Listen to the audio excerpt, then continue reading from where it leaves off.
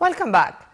Ladies and gentlemen, Sohag Museum was established in 2018, and as we are celebrating the anniversary of its inauguration, we are very much delighted to have with us via phone Mr. El-Sayed Ali Taha, our historian and researcher, to shed more light on this museum. A very good morning to you, sir. Morning. Hello? Good morning. Good morning, sir. Sir, as I said in my intro, when it comes to Upper Egypt, when it comes to Egypt in general, but particularly our Egypt, under every stone you are going to find an artifact, a monument, something related to our ancient Egyptian civilization.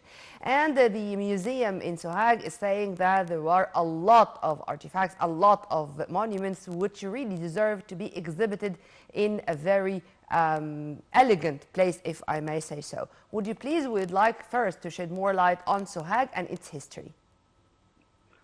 Sohag is considered to be one of the important historical sites, especially the place what we call it Baliana or Abydos in the historian books.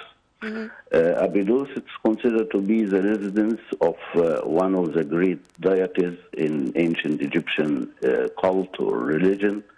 It's called Osiris. And Osiris is related with the ancient Egyptian monarchy-ship, especially when, according to the ancient Egyptian mythology, that the throne inherited by the human from the deities. The link between the deities and the human being, the son of Osiris, is called Horus. This is a very important issue in the ancient Egyptian history and the ancient Egyptian religion, because each king during his lifetime is considered to be Horus, and after his lifetime, during the ancient beliefs that he's going to move from his daily lifetime to his eternal lifetime. During his eternal lifetime is called Osiris. This is a basic cult in ancient Egyptian mythology. Basic creed or belief in our beliefs, in our ancient beliefs. Returning to Sohag and its historic sites there, I mean, of course, we are very much acquainted with the wonderful places in Edfu, in Qina, in Luxor, Aswan, but Sohag and Al-Minya, we need to have a little bit marketing for them, because we do have other wonderful places in Upper Egypt which really deserve and should be on our historic map. If you please elaborate. Yeah, it's not those two places, especially Minya and Sohag. No, I was just giving examples. Yeah, no, I mean, it's not common in the historical sightseeing programs due to the Nile cruise. The Nile cruise start from Luxor to Aswan or from Aswan to Luxor. We used to have a very nice long Nile cruise starting from Cairo to Aswan. And also we used to have another program, we call it bus tour, starting from Cairo to Aswan. During those two programs, we can visit Minya and Sohag. Sohag is a very, very important place in the historical boxes and for the historians in general. As I told you, there is a very important temple there. It's called Abydos, erected or founded by his name, the name of that famous king and renowned king, Ramses II's father, Seti I. Also, Ramses II participated in the construction of this temple, and we have another temple added there. Also, there is a very, very important place in Sohag, the residence of the kings of the first and second dynasty. Let's say the ancient Egyptian history started there in a place we call it Shunet al-Zibib or al-Ga'ab. This is a very important historical site, and is still under the excavation work. There is a German and Egyptian mission working there, and we have found a lot of evidence related to the first and second dynasties. Let's take a tour into the museum there. Yeah. What we can say about the halls of the museum and the most important pieces there? Yeah. Actually, 12 August is the anniversary of the museum, and there they have arranged a temporary exhibition, will be for 2 months, and that exhibition, it contains these things that been found in the excavation that's going on in Sohag, especially in that place, Shunt Zibib or Al Ga'ab. They have found a lot of labels of ivory and some little boat. It's considered to be the nuclear or the starting of what we call it later, the solar boat.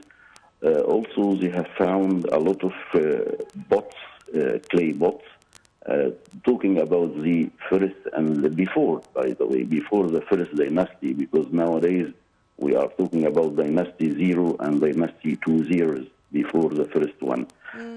There is a masterpiece in the Sohag Museum, the rose granite statue of that famous King Ramesses II.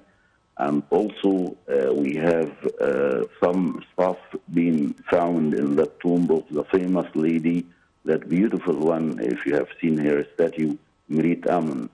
Merit Amun is one of the daughters of King Ramesses II, and is considered to be one of the most renowned princes.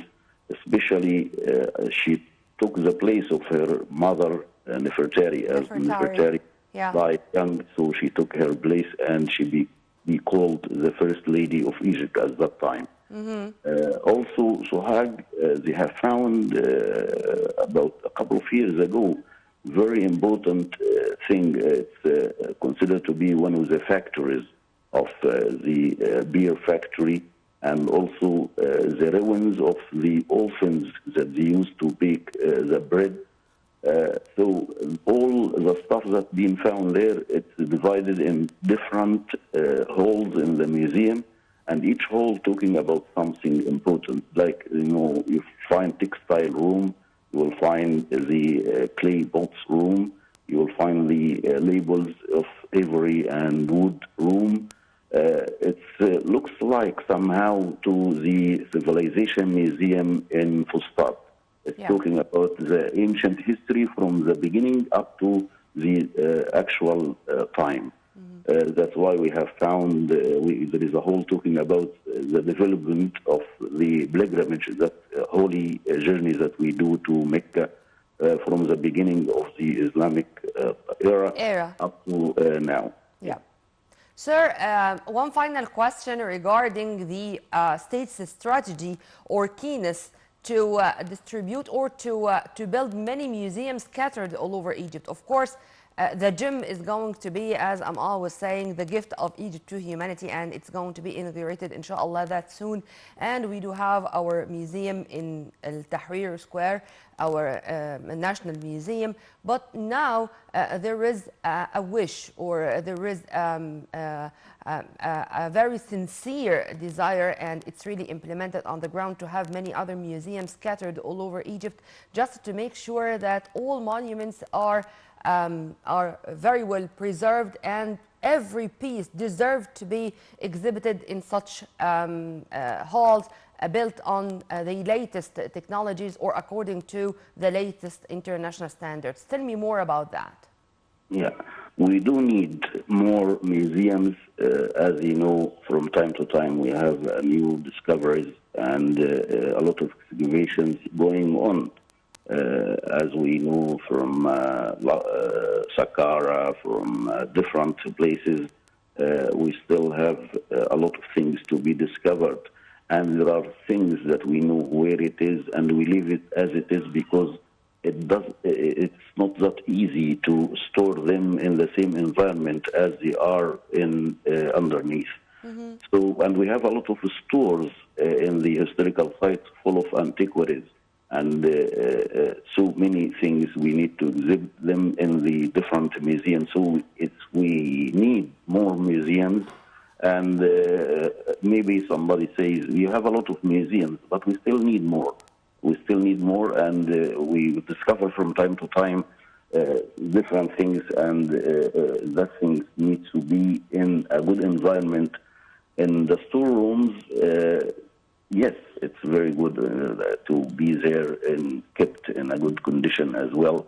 And actually, we have a good staff of restorers that been experience a lot of restoration work, and we have a very big center in the gym of restoration. Yeah. I have witnessed this restoration center. It's very, very important, and we have a very, very professional And very well equipped and with a wonderful lab. yeah, it is, and it is in different specialized people. Also are taking care of the wood stuff and the textiles, and then the different materials. Those people have been trained very well with many experts from the different sites in the world, especially from Japan or from Italy. Japan and Germany in different, specific, as far as I know. Yeah. Well, as you've kindly mentioned, sir, we need more museums and all the museums to be renovated. Every piece deserves to be exhibited in halls which are very much appreciated. We should say in deeds, not in words, that we appreciate every piece we have, every piece related to our ancient Egyptian civilization. We were very much delighted to have with us by phone Mr. El Sayed Ali Taha, our historian and researcher. Thank you very much for your input, sir. Have a very good day. Right after the short break, we are going to return back with more.